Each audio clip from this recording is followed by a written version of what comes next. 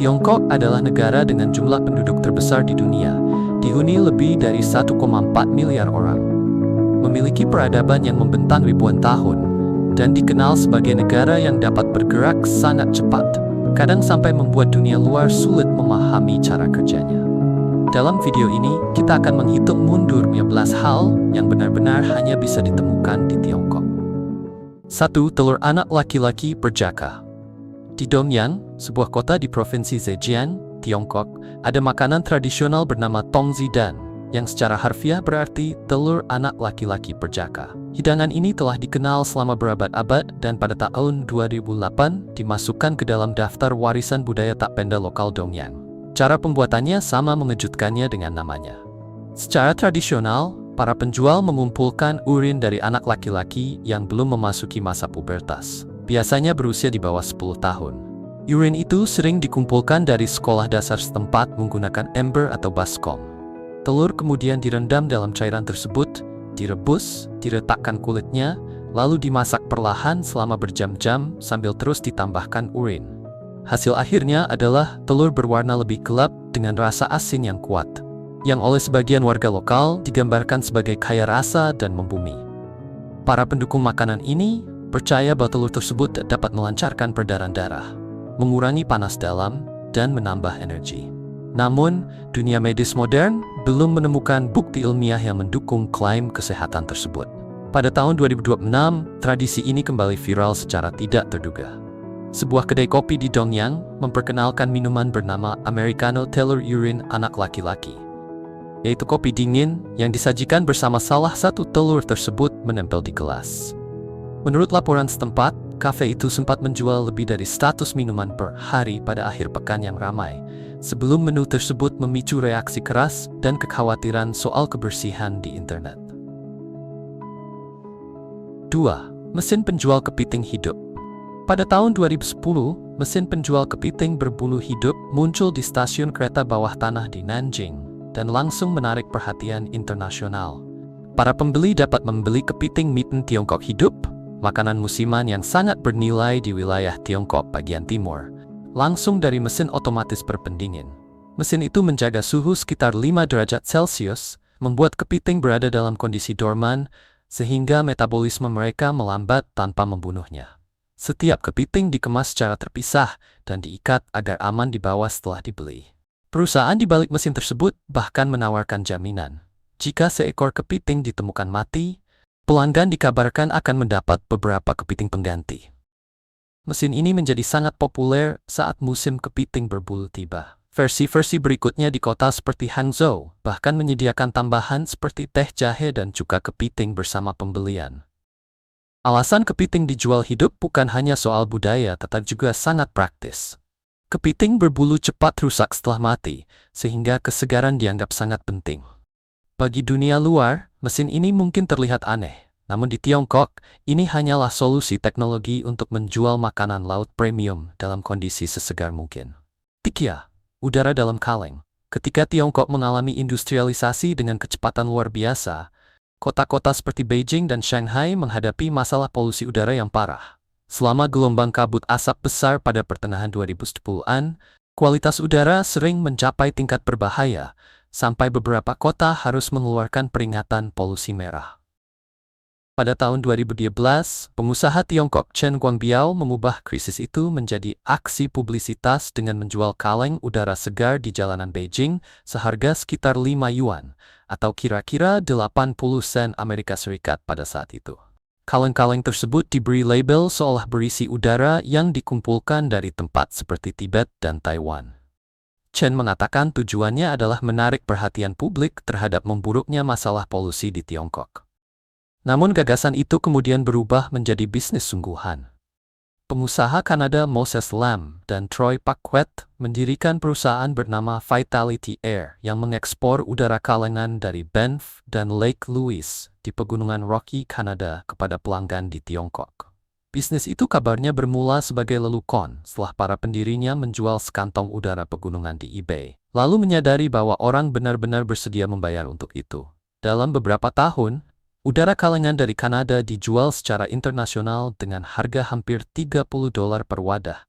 Untuk sesaat, Salah satu barang impor mewah paling tidak biasa di dunia adalah sesuatu yang paling mendasar. Udara bersih. 4. Disiplin militer. Parade militer besar Tiongkok terkenal karena tingkat ketepatannya yang nyaris tidak masuk akal.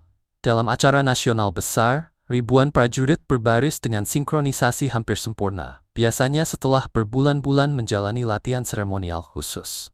Laporan dan rekaman latihan yang terkait dengan persiapan parade besar, termasuk Parade Hari Nasional 2009, menunjukkan para prajurit berlatih dengan jarum atau peniti yang diletakkan di bagian kerah seragam untuk mencegah gerakan kepala sekecil apapun. Papan kayu dipasang di punggung mereka agar postur tetap benar-benar tegak. Kartu remi ditempatkan di bawah dagu, di antara jari, dan di samping kaki untuk mengukur jarak serta posisi tubuh secara tepat saat latihan. Beberapa latihan juga dilaporkan menggunakan tali atau pita penegang untuk melatih posisi kaki dan daya tahan selama berdiri dalam waktu lama. Teknik-teknik ini terutama dikaitkan dengan unit seremonial dan parade elit, bukan seluruh militer Tiongkok. Tujuannya jelas, membuat ribuan manusia bergerak dengan keseragaman begitu presisi hingga formasi mereka tampak hampir seperti mesin. 5. Penjahat pengganti. Di Tiongkok, ada fenomena yang dikenal sebagai Ding Zui, atau penjahat pengganti, yaitu ketika seseorang diduga menerima kesalahan atau hukuman atas kejahatan orang lain dengan imbalan uang. Para ahli hukum dan jurnalis telah mendokumentasikan beberapa tuduhan yang melibatkan orang kaya atau tokoh berpengaruh yang menggunakan pengganti dalam kasus pidana. Rumor paling terkenal muncul selama persidangan pembunuhan Gu Kailai pada tahun 2012. Gu adalah istri dari Bo Xilai, seorang pemimpin kuat Partai Komunis. Ia dituduh meracuni pengusaha Inggris Neil Haywood. Setelah media pemerintah merilis rekaman ruang sidang, sebagian pengguna internet Tiongkok mengklaim bahwa perempuan yang muncul dalam persidangan tampak berbeda dari foto-foto Gu sebelumnya. Spekulasi daring pun meledak, dengan rumor bahwa seorang pemeran pengganti mungkin hadir di pengadilan. Sensor Tiongkok dilaporkan memblokir pencarian istilah seperti tubuh pengganti, yang justru membuat spekulasi semakin menyebar. Hal yang pasti adalah, Gu Kailai dan Bo Xilai sama-sama berasal dari lingkaran elit politik Tiongkok. Bo pernah menjadi salah satu politisi paling berpengaruh di negara itu sebelum akhirnya dihukum karena suap, korupsi, dan penyalahgunaan kekuasaan. Selama bertahun-tahun, tuduhan Ding Zui muncul dalam beberapa skandal di Tiongkok. Fenomena ini memperkuat kecurigaan publik bahwa kekayaan dan pengaruh politik kadang dapat memblokkan sistem peradilan. 6. Apiterapi. Kebanyakan orang datang ke dokter untuk menghindari rasa sakit. Namun di beberapa wilayah Tiongkok, sebagian pasien justru datang untuk disengat lebah. Praktik ini dikenal sebagai apiterapi atau terapi racun lebah, dan bentuk-bentuknya telah ada dalam pengobatan tradisional selama berabad-abad. Di beberapa klinik di Tiongkok, praktisi dapat secara sengaja menempelkan lebah hidup agar menyengat pasien atau menyuntikkan racun lebah yang telah diencerkan sebagai perawatan untuk nyeri kronis, radang sendi, dan kondisi lainnya. Beberapa sesi kabarnya melibatkan puluhan sengatan sekaligus. Terapi ini berpusat pada senyawa dalam racun lebah seperti melitin, apamin, dan adolapin, yang telah diteliti oleh ilmuwan karena kemungkinan efek anti radang, antimikroba, dan neurologisnya. Penelitian modern menunjukkan bahwa beberapa senyawa racun lebah dapat memengaruhi peradangan dan aktivitas saraf dalam pengujian laboratorium. Para peneliti juga telah mengeksplorasi kemungkinan penggunaannya untuk kondisi seperti radang sendi, nyeri kronis, dan gangguan neurologis. Para pendukung terapi ini sering menggambarkan hasilnya sebagai pereda nyeri yang dramatis. Namun, dokter juga memperingatkan adanya risiko serius. Paparan berulang terhadap racun lebah dapat memicu reaksi alergi berat, termasuk anafilaksis yang mengancam nyawa. 4. Face skinny. Jika Anda mengunjungi pantai-pantai di Qingdao, Tiongkok, bagian timur, Anda mungkin melihat para perenang memakai masker wajah penuh berwarna cerah yang lebih mirip kostum pahlawan super daripada perlengkapan pantai.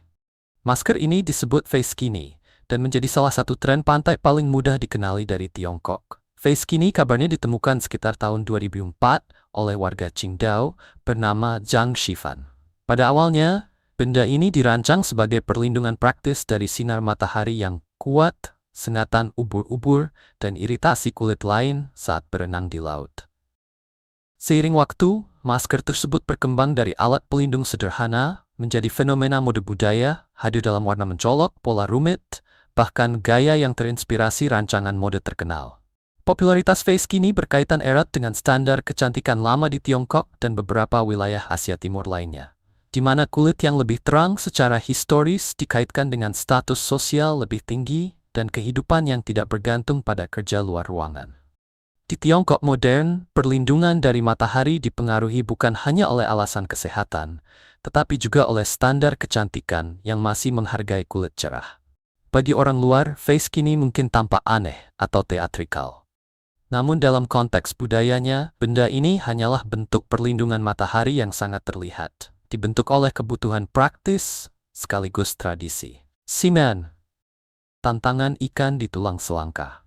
Budaya media sosial Tiongkok pernah melahirkan beberapa tren kecantikan yang sangat ekstrem dan berpusat pada tubuh kurus. Salah satu yang paling terkenal adalah tantangan koin di tulang selangka. Pada tahun 2015, ketika perempuan menumpuk koin di sepanjang tulang selangka untuk menunjukkan betapa menonjolnya tulang tersebut.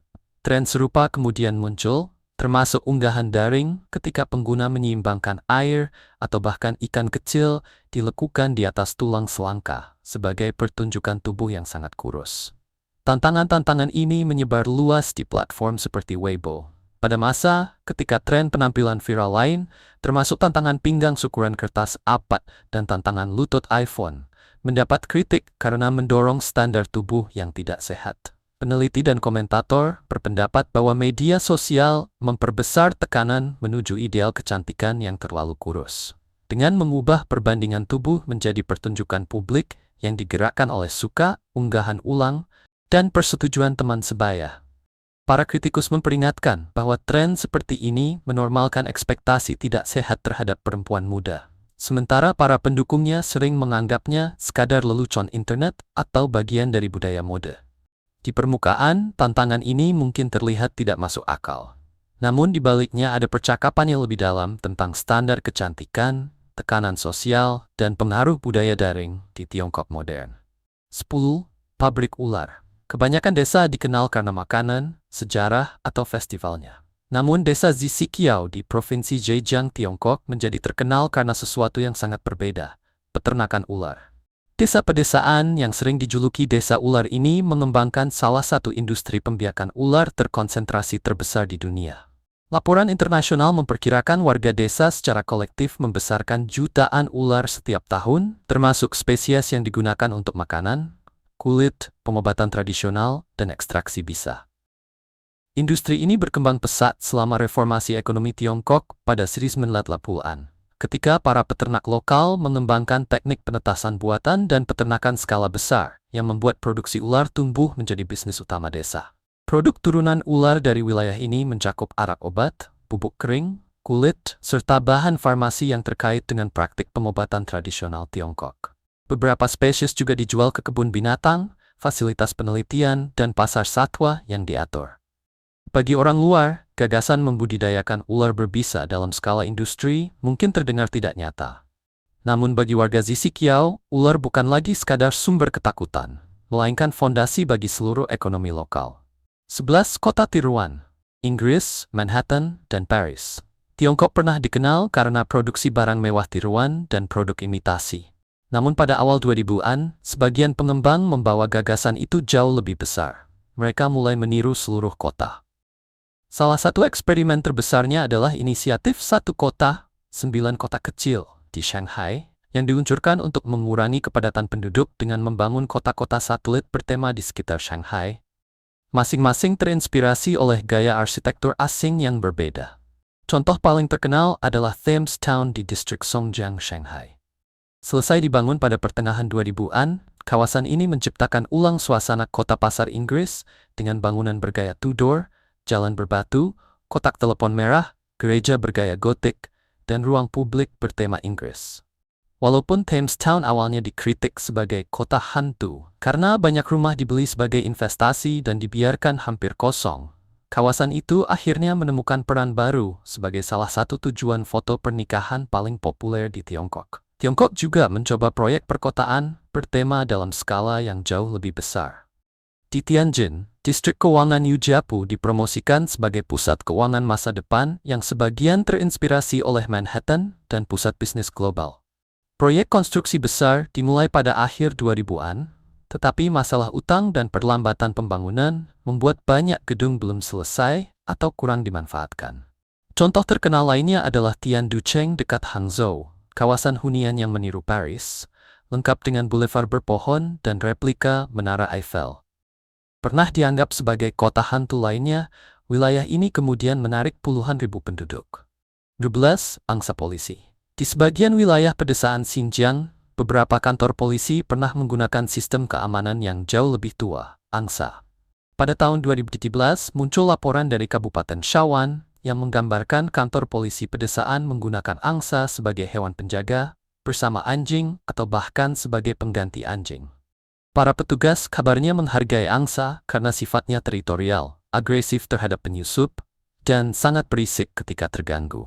Menurut pejabat setempat, angsa berperan sebagai alarm alami yang segera memperingatkan petugas jika ada pergerakan mencurigakan di sekitar area kantor polisi.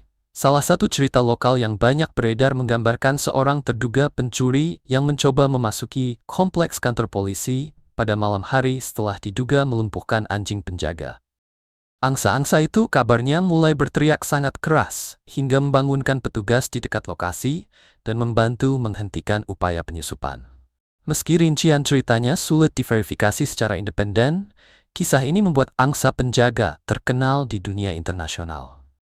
Walaupun angsa tidak pernah menggantikan teknologi kepolisian modern, percobaan ini menunjukkan bahwa perilaku hewan tradisional masih dapat berperan dalam keamanan pedesaan. Endegner tartits keaidena dengan step tening sistem pengawasan berteknologi tinggi. 12. Pengikatan kaki. Salah satu praktik kecantikan paling menyakitkan dalam sejarah Tiongkok adalah pengikatan kaki. Proses ini biasanya dimulai sejak masa kanak-kanak dan secara perlahan mengubah bentuk kaki. Standar kecantikan elit memuji kaki teratai emas yang sangat kecil, kadang hanya sepanjang 3 inci. Bagi banyak keluarga, kaki yang diikat dikaitkan dengan feminitas, status sosial, dan peluang pernikahan yang lebih baik.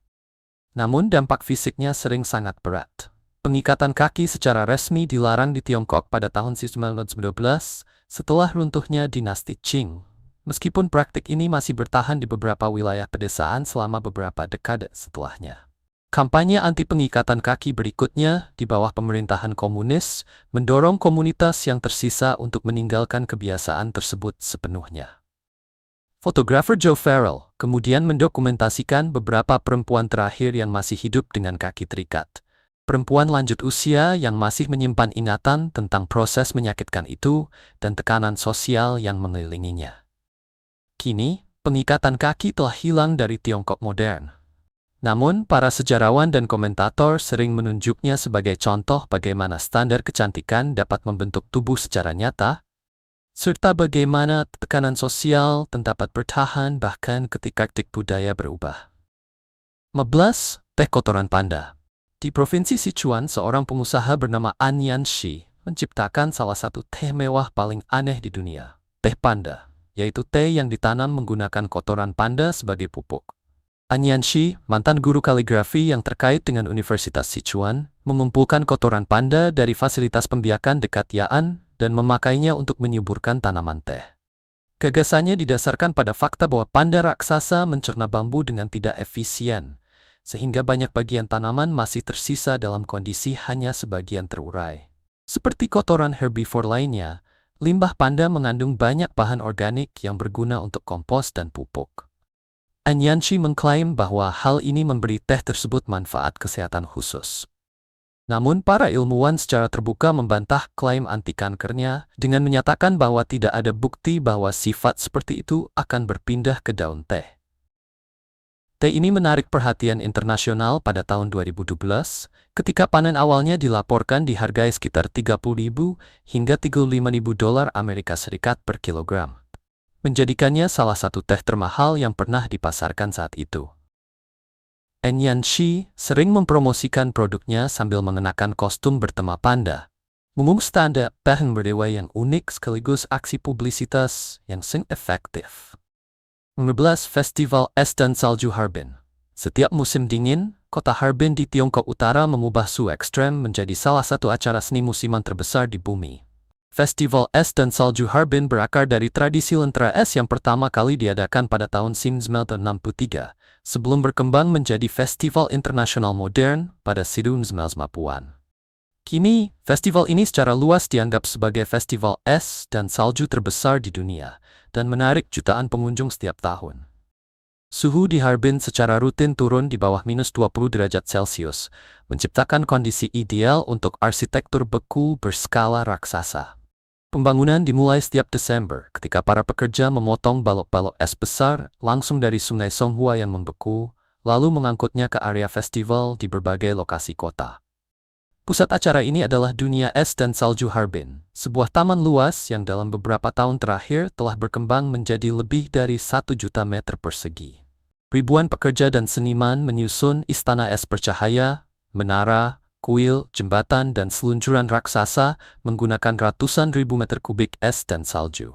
Salah satu edisi terbaru menampilkan seluncuran es pemecah rekor dengan panjang lebih dari 500 meter. Sementara struktur yang diterangi lampu LED menciptakan ulang cakrawala kota dan bangunan ikonik dari seluruh dunia. Namun ketika musim semi tiba, semuanya mencair tanpa tersisa. Sifatnya yang sementara justru menjadi bagian dari keajaiban Harbin. Sebuah kota penuh cahaya dan arsitektur beku, dibangun setiap musim dingin dari bahan yang sejak awal memang tidak ditakdirkan untuk bertahan selamanya.